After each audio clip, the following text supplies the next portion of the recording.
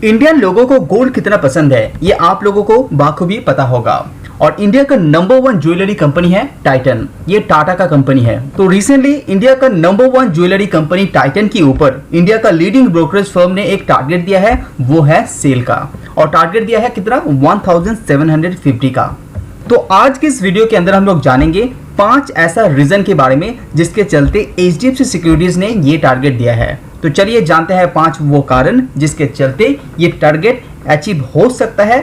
तो चलिए जान लेते हैं एक एक करके वो 5 कारण।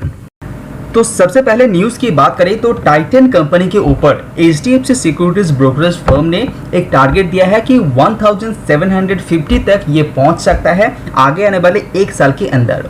और ये 22% का डाउनसाइड आप इसके ऊपर देख पाएंगे। तो ये target with in 1 year achieve हो सकता है, ये company HDFC securities brokerage firm का मानना है।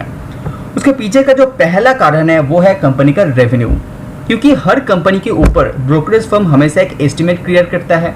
एनालाइस्ट कभी भी एक कंपनी का रिजल्ट डिक्लेयर करने से पहले एस्टिमेट देते हैं कि इतना ये कंपनी का रेवेन्यू आ सकता है।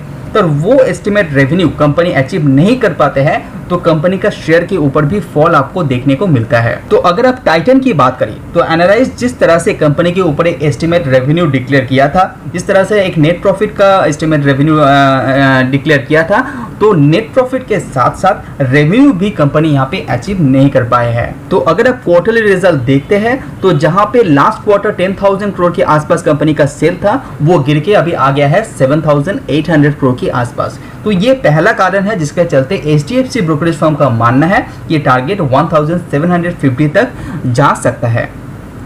उसके बाद यहाँ पे जो दूसरा कारण है जिसके चलते टाइटन का ये टारगेट अचीव हो सकता है, ये लग रहा है, वो है कंपनी का मार्जिन। तो रिसेंट जो प्रॉब्लम चल रहा है मार्केट के अंदर, इसकी वजह से जो कंपनी का मार्जिन है वो 10% में आ गया है।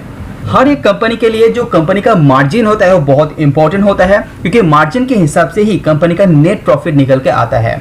और कंपनी का नेट प्रॉफिट डाउन हो जाता है तो कंपनी का शेयर प्राइस के ऊपर भी इसका इफेक्ट पड़ता ही पड़ता है। तो इसीलिए यहाँ पे जो लेटेस्ट क्वार्टर का कंपनी का मार्जिन है वो थोड़ा सा यहाँ पे स्कैरी दिखा रहा है। तो इसीलिए HDFC सिक्योरिटीज का कहना है कि ये टारगेट 1750 तक जा सकता है, यानी कि शॉर्ट टर्म के अंदर कंपनी के ऊपर थोड़ा सा प्रॉब्लम आपको देखने को मिल सकता है।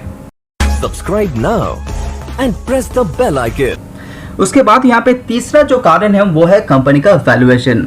तो HDFC सिक्योरिटीज का कहना है कि कोई भी शेयर अभी रिसेंट कंडीशन में प्रीमियम वैल्यूएशन में ट्रेड करता रहेगा तो वो शेयर प्राइस थोड़ा सा गिरते हुए आपको देखने को मिलेगा शॉर्ट टर्म के अनुसार।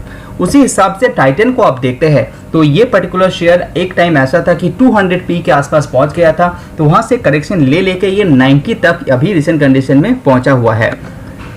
अगर आप पिछले 5 साल का मीडियम PE भी देखते हैं तो 75 के आसपास आपको देखने को मिलेगा। तो 5 साल का मीडियम PE से ऊपर भी अभी रिसेंट कंडीशन में ये ट्रेड कर रहा है।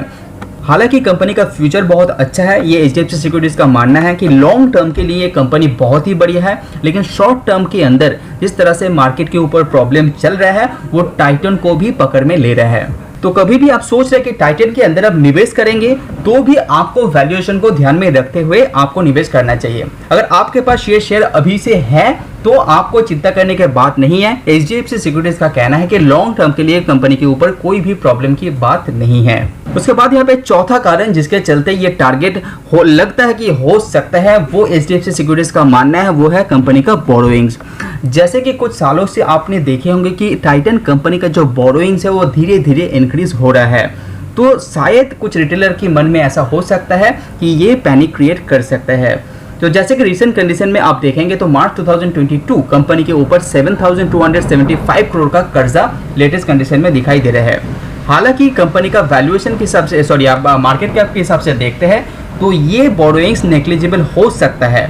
फिर भी ये जो अभी बोरोइंग्स दिखा रहा है वो एक पैनिक क्रिएट कर सकता है, HDFC सिक्योरिटीज का ये मानना है।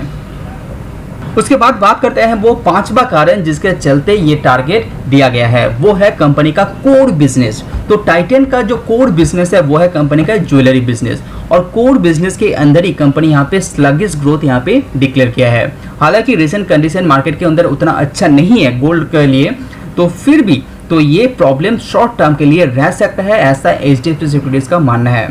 तो जो कंपनी का कोर बिजनेस है वहां पे इतना प्रॉब्लम रहने के कारण HDFC सिक्योरिटीज का मानना है कि टाइटन का शेयर 1 साल के लिए प्रॉब्लम क्रिएट कर सकता है और ये 1750 तक भी जाते हुए आपको देखने को मिलेगा।